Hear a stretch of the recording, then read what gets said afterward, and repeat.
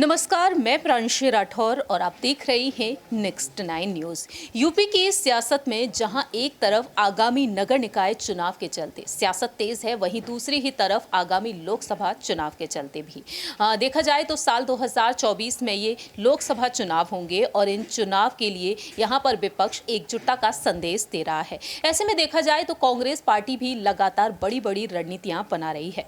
बीते कल ही कांग्रेस अध्यक्ष मल्लिकार्जुन खड़गे ने एक अहम बैठक बुलाई, जहां एक तरफ संसद बजट का सत्र जारी है, वहीं दूसरी ही तरफ उन्होंने एक मीटिंग बुलाई और इस मीटिंग में समाजवादी पार्टी के वरिष्ठ नेता प्रोफेसर राम गोपाल यादव भी शामिल हुए।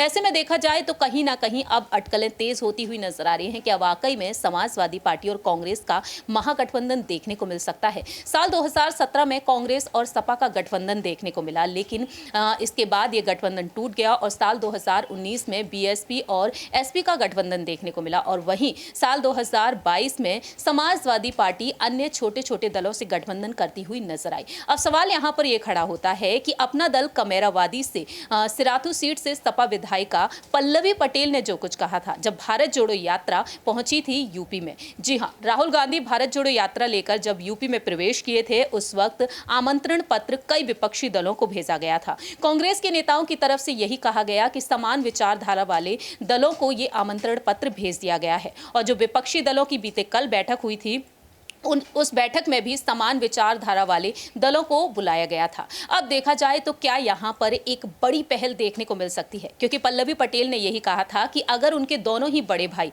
अखिलेश यादव राहुल गांधी एकजुट हो जाते हैं तो काफी ज्यादा फायदेमंद होगा दोनों ही पार्टियों के लिए और इसके बारे में वह महासचिव प्रियंका गांधी वाड्रा से भी चर्चा करेंगी। अब सवाल यहाँ पर यह होता है कि प्रियंका गांधी वाड्रा क्या यहाँ पर एक बड़ी पहल करती हुई नजर आ सकती है, जिस तरीके से मल्लिकार्जुन खड़गे ने अहम बैठक बुलाई है। तो सवाल हमारा रहेगा यहाँ पर हमारे सहयोगी दीपक से कि आखिरकार उनकी क्या कुछ राय प्रतिक्रिया है। आपसे यहाँ पर यही सवाल रहेगा दीपक, क्या वाकई में प्रियंका गांधी वाड्रा यहाँ पर सपा और कांग्रेस का गठबंधन कराती हुई नजर आएंगी? क्योंकि कोशिशें कई बार की गई हैं, समापन समारोह में बुलाने की कोशिश की गई, लेकिन अखिलेश यादव और शिवपाल सिंह यादव की तरफ से सिर्फ और सिर्फ भावनात्मक तौर पर भारत जोड़ो यात्रा के लिए संदेश सुनने को मिला। तो अब आप इस गठबंधन को लेकर क्या कहेंगे? देखिए, गठबंधन साफ नजर आ सकता है क्योंकि सपा इस बार बसपा से गठबंधन नहीं करेगी। बसपा खुद गठबंधन नहीं करना चाहती, आरएलडी के साथ आगे बढ़ेंगे यहाँ पर कहीं ना कहीं अखिलेश यादव। लेकिन हमने देखा अखिलेश यादव समय समय पर कांग्रेस पार्टी को समर्थन देने से पीछे नहीं हटे। उनका समर्थन कांग्रेस पार्टी को नहीं होता, उनका समर्थन होता है बीजेपी के खिलाफ, चाहे किसी भी पार्टी के साथ। वो बीजेपी के खिलाफ किसी भी पार्टी के साथ हाथ मिलाकर बीजेपी को कमजोर करना चाहते हैं। जब प्रेस कॉन्फ्रेंस करी थी मैनपुरी चुनाव जीतने के बाद, तब भी वो कहते नजर आ रहे थे भारत जोड़ो यात्रा को लेकर कि कांग्रेस और सपा एक है क्योंकि उनकी विचारधारा एक है। तो उन्होंने पहले भी अपनी राय साफ कर रखी, बस सामने से प्रपोजल यानी कि जो शर्तें रखी जाएंगी पार्टी के द्वारा वो क्या होती है वो सुनने लायक होंगी। कितनी सीटों पर कांग्रेस, कितनी सीटों पर सपा एक साथ लड़ेगी।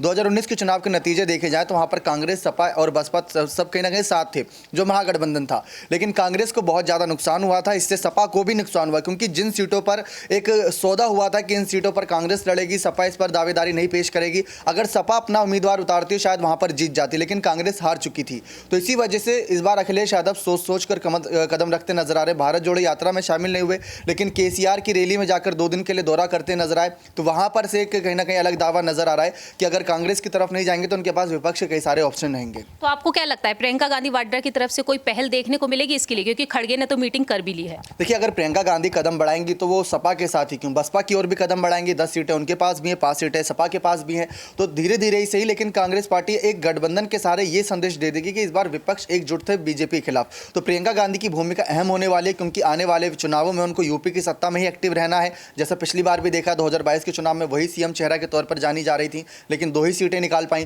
तो ऐसे में उनको अपने आप को साबित करना होगा ताकि बाकी पार्टियों के साथ आगे बढ़ पाएं। बीजेपी को हटाना है तो बाकी पार्टियों को साथ लाना प्रियंका गांधी के लिए चुनौती है।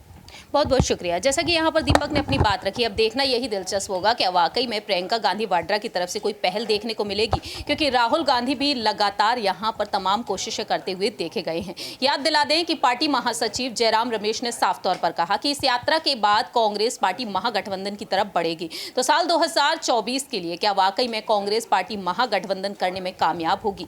इस पर आपकी क्या कुछ राय प्रतिक्रिया है, ये आप बता सकते हैं कॉमेंट सेक्शन में। तब तक के लिए आप देखते रहिए नेक्स्ट 9 न्यूज़।